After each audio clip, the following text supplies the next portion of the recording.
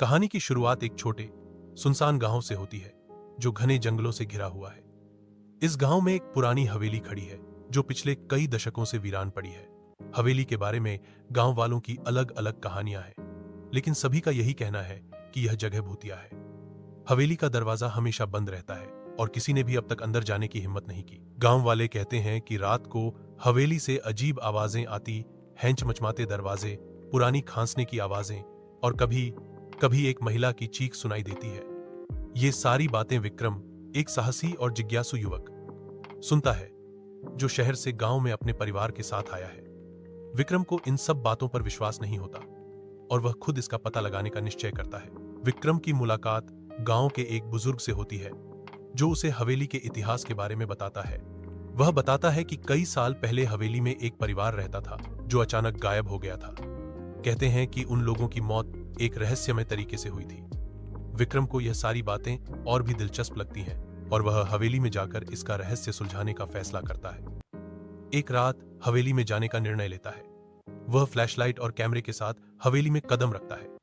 हवेली का माहौल घना और अजीब होता है। अंदर प्रवेश करते ही उसे पुरानी लकड़ी की आवाजें सुनाई देती हैं और एक ठंडी हवा का झोंका महसूस होता है। दीवारों पर मोल्ड, जाले और टूटे फर्नीचर फैले होते हैं। विक्रम हर कदम सावधानी से उठाता है, लेकिन उसे कोई डर नहीं होता। वह हवेली के एक पुराने कमरे में जाता है जहां एक पुरानी पारिवारिक तस्वीर पड़ी होती है। तस्वीर में एक महिला का नाम राधिका लिखा होता है। विक्रम को समझ नहीं आता कि यह महिला कौन है, लेकिन वह तस्वीर को अपनी कहानी का हिस्सा मानता है। जैसे ही वह तस्वीर को ध्यान से देखता है, अचानक हवेली में अजीब हलचल होती है। विक्रम की फ्लैशलाइट झपकने लगती है और तभी सामने एक पारदर्शी महिला का रूप दिखाई देता है। यह महिला राधिका विक्रम से बात करती है। राधिका उसे अपनी कहानी सुनाती है कि वह हवेली के मालिक की बेटी थी। राधिका का जीवन दुखों से भरा हुआ था क्योंकि उसके परिवार ने उसे धोखा दिया और उसकी मौत एक रहस्यमय दुर्घटना में हो गई। वह अब इस हवेली में बसी हुई है और उसकी आत्मा को शांति नहीं मिल रही है। विक्रम को राधिका की कहानी सुनकर गहरा दुख होता है। वह सोचता है कि उसे राधिका की मदद करनी चाहिए। विक्रम गांव वालों से राधिका के परिवार और उसके अतीत के बारे में पूछता है। उसे पता चलता है कि राधिका एक सुंदर और खुशमिजाज लड़की थी, लेकिन उसकी जिंदगी में सबसे बड़ा मोड़ तब आया जब उसके परिवार ने उसकी शादी एक ऐसे व्यक्ति से तय कर दी जिसे वह पसंद नहीं करती थी। राधिका को एक युवक राजीव से प्यार था, लेकिन उसके परिवार ने उसका रिश्ता मंजूर नहीं किया।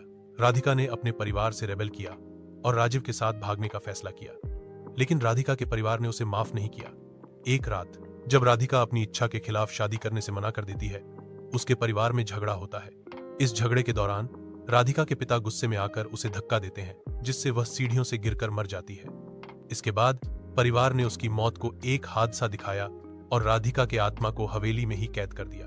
विक्रम का मन विचलित हो जाता है। वह सोचता है कि राधिका की आत्मा को शांति दिलाने का एकमात्र तरीका है उसकी हत्या की सच्चाई को उजागर करना। किया कि वह राधिका की आत्मा को शांति देने के लिए हवेली में एक पूजा करेगा। वह एक मंत्र जानने वाले साधु से संपर्क करता है जो राधिका की आत्मा को मुक्त करने के लिए जरूरी कृत्य करता है। विक्रम और साधु हवेली में पूजा करने के लिए आते हैं। जैसे ही पूजा शुरू होती है, हवेली में अजीब घटनाएं घटने लगती हैं। राधिका की आत्मा विक्रम से बातचीत करती है और वह उसके दुखों को साझा करती है। पूजा के दौरान हवेली में एक असाधारण शक्ति महसूस होती है। धीरे धीरे राधिका की आत्मा शांत होती है और उसकी आंखों में शांति का एहसास होता है। हवेली में घना अंधेरा और डर गायब हो जाता है। पूजा के बाद हवेली में सब कुछ शांत हो जाता है। विक्रम हवेली से बाहर आता है और गांव वालों को बताता है कि राधिका की आत्मा को शांति मिल चुकी है। अब हवेली में कोई भूत प्रेत नहीं है। विक्रम को एहसास होता है कि उसने एक बड़ी सच्चाई को उजागर किया है और अब वह खुद को हल्का महसूस करता है। गांव वाले विक्रम की बहादुरी की सराहना करते हैं। विक्रम की यह यात्रा उसे न केवल एक रहस्य सुलझाने में मदद करती है, बल्कि वह अपने अंदर एक गहरी समझ भी पाता है।